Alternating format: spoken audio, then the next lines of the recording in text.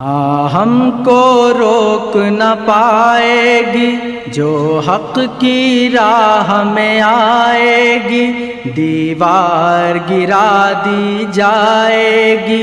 ہم کو روک نہ پائے گی جو حق کی راہ میں آئے گی۔ میں اصول برکت کے لیے آپ کو صرف ایک روایت بتا دیتا ہوں جو بلازری نے اپنی کتاب کے اندر لکھی ہوئی ہے، اور ایون مسند البزار میں بھی موجود ہے، ٹھیک ہے، کہ نبی علیہ السلام نے فرمایا، ایک صحابی کہتے ہیں کہ نبی علیہ السلام کے سامنے سے ایک اونٹ گزر رہا تھا، تو نبی علیہ السلام نے فرمایا اس اونٹ پر بیٹھے ہوئے پہ بھی لعنت، اس کے ہانکنے والے پہ بھی لعنت، اور اس کی مہار پکڑنے والے پہ بھی لعنت۔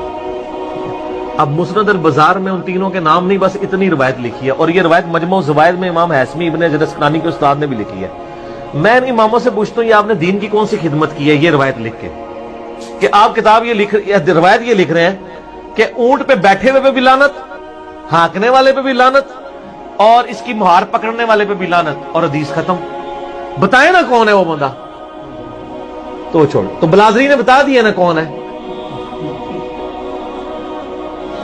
ٹھیک ہے، تو ہم کوٹ وٹ میں آپ کو بتا دیتے ہیں۔ وہ اونٹ کے اوپر امیر شام کے والد محترم بیٹھے ہوئے تھے، اور اونٹ کو ہانکنے والے جو ہیں وہ امیر شام خود تھے، اور مہار پکڑنے والے امیر شام کے ایک بھائی تھے۔ تو یہ بلازری نے لکھا ہے۔ نصلی علی رسولہ الکریم، اما بعد۔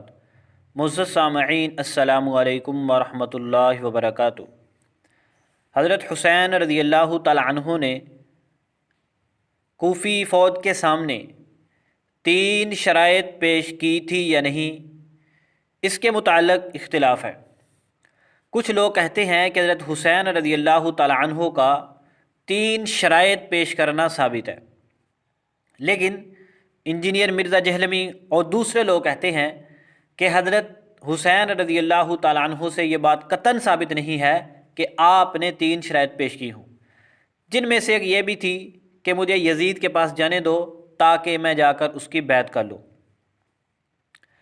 اس بات کو لوگ یزید کی فضیلت میں پیش کرتے ہیں، اور انجینئر مرزا جہلمی یزید کی حمایت کرنے والے لوگوں کو جواب دیتے ہوئے کہتا ہے کہ 3 شرائط والی یہ بات غلط ہے، باطل ہے۔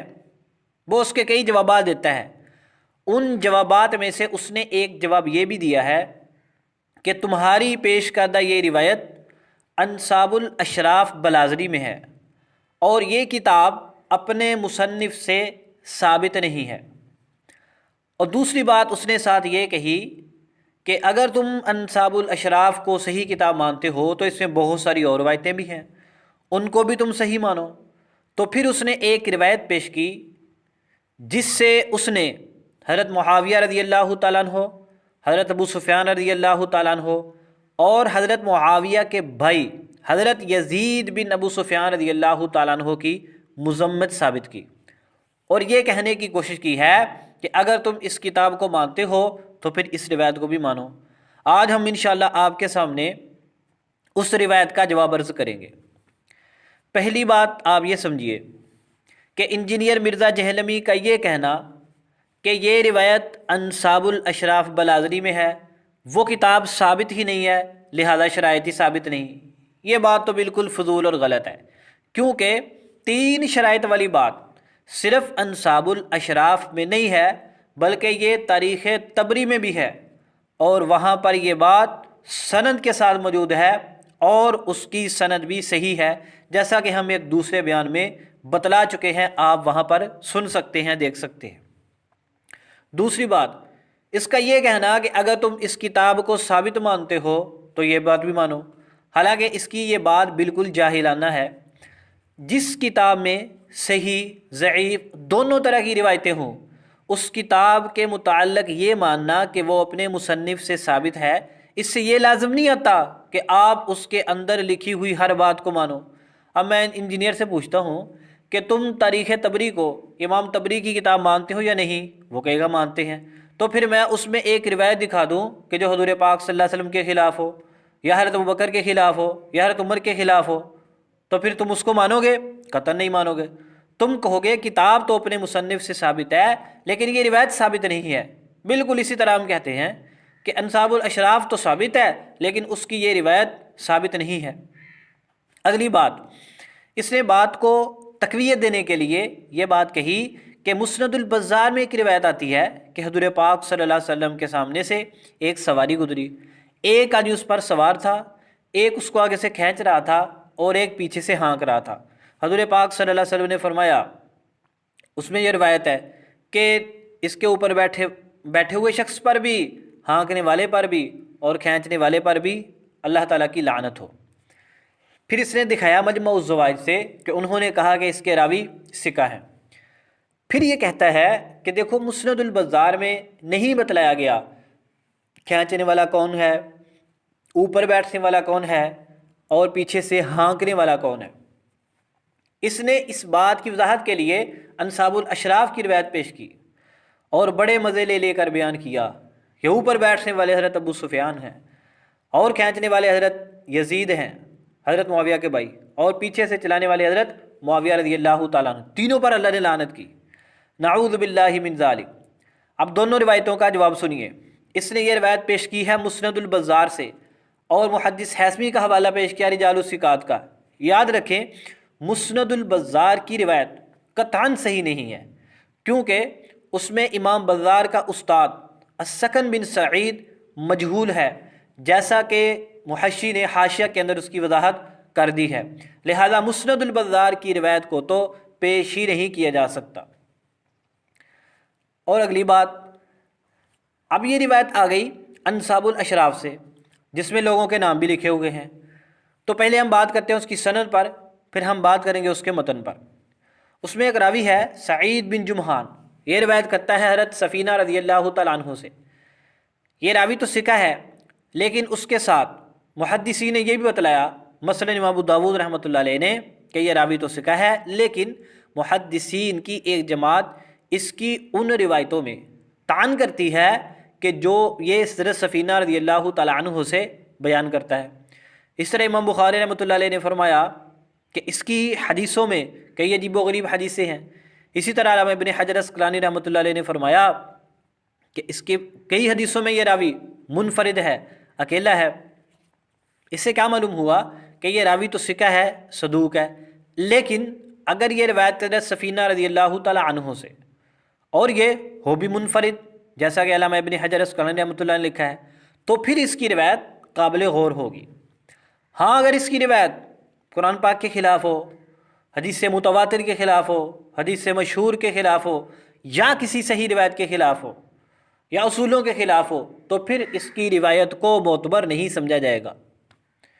اسی طرح یہاں پر ہے، اس روایت کا متن دوسری بہت سی روایتوں سے ٹکراتا ہے اور اس روایت کے منکر اور باطل ہونے پر کئی قرائن موجود ہیں، جیسا کہ ہم انشاءاللہ بھی آپ کے سامنے پیش کریں گے۔ اگلی بات سنیے، آپ انجینئر مرزا جہلمی کی ہوشیاری دیکھیں کہ اس نے متن تو بڑا مسند البزار کا، اور پہلے حوالہ مسند البزار کا دے دیا، پھر حوالہ دے دیا انصاب الاشراف کا، صرف ان لوگوں کے نام بتلانے کے لیے تاکہ لوگوں کو بتلایا جائے کہ دیکھو حضرت معاویہ، حضرت ابو سفیان، ان لوگوں کے خلاف کتنی سخت روایتیں موجود ہیں۔ اس روایت کے اندر یعنی جو انصاب الاشراف کی ہے، اس میں صرف یہ نہیں ہے کہ حضور پاک صلی اللہ علیہ وسلم نے کھینچنے والے پر، ہانکنے والے پر، اوپر بیٹھے پر لعنت فرمائی، بلکہ اس میں یہ بھی ہے کہ حضور پاک صلی اللہ علیہ وسلم نے لعن اللہ الحاملہ، اٹھانے والے پر یعنی جانور پر بھی لعنت فرمائی۔ اب اگر انجینئر مرزا جہلمی انصاب الاشراف کی روایت کا ترجمہ کرتا تو اس کے دھوکے کا سارا پول کھل جاتا۔ وہ کیسے؟ کہ ہر بندہ سوال کرتا کہ یار حضرت ابو سفیان پر، حضرت یزید پر اور حضرت معاویہ رضی اللہ تعالیٰ عنہ پر لعنت سمجھ آتی ہے، حضور پاک صلی اللہ علیہ وسلم نے جانور پر لعنت کیوں فرمائی؟ آپ صلی اللہ علیہ وسلم تو اس عمل کو اچھا نہیں سمجھتے تھے۔ اب چونکہ ایسی بات اس میں موجود تھی جو انجینئر کے دھوکے کو فاش کر سکتی تھی، تو اس لیے اس نے کیا کیا، اس نے اس روایت کا متن ہی بیان نہیں کیا۔ تو ہم آپ کو دکھاتے ہیں، آپ کے سامنے یہ روایت پیش کرتے ہیں کہ دیکھو یہ انصاب الاشراف بلازری کی روایت ہے، اس میں 3 پر نہیں بلکہ 4 کی طرف لعنت منسوب ہے، کھینچنے والے، ہانکنے والے، اوپر بیٹھنے پر، اور اس سواری پر بھی لعنت فرمائی جس کے اوپر وہ آدمی بیٹھا ہوا تھا۔ اب ہم اس کے متن کے بارے میں عرض کرتے ہیں کہ یہ سوال ہی پیدا نہیں ہوتا کہ حضور پاک صلی اللہ علیہ وسلم اس طرح کسی جانور کے اوپر لعنت فرمائیں، لہذا اس روایت کا متن باطل ہے۔ اگلی بات، ایک روایت آتی ہے صحیح مسلم شریف کے اندر حضرت عمران بن حسین رضی اللہ تعالی عنہ سے، حضور پاک صلی اللہ علیہ وسلم ایک سفر میں تھے، ایک انصاری عورت ایک اونٹنی پر سوار تھی، اس اونٹنی نے اس کو کچھ تنگ کیا تو اس نے کہا تجھ پر لعنت ہو، تو حضور پاک صلی اللہ علیہ وسلم نے فرمایا کہ اس سواری سے سامان کو اتار دو اور اس کو چھوڑ دو کیونکہ یہ ملعونہ ہے۔ تو کہا کہ پھر اس کو چھوڑ دیا گیا اور کوئی بندہ بھی اس کے قریب نہیں پھٹکتا تھا۔ یعنی جس مخصوص چیز کے اوپر لعنت ہو، حضور پاک صلی اللہ علیہ وسلم اس کو اتنا ناپسند کرتے ہیں کہ اس کو اپنے ساتھ بھی نہیں چلاتے، اس کے اوپر سامان لادنے کی بھی اجازت نہیں دیتے۔ اور دوسری طرف ہم دیکھتے ہیں کہ اس روایت کے اندر جن ہستیوں پر لعنت کا ذکر ہے ان میں سے ایک حضرت ابو سفیان رضی اللہ تعالی عنہ ہیں، اور یہ بات تو مسلمانوں کا بچہ بچہ جانتا ہے۔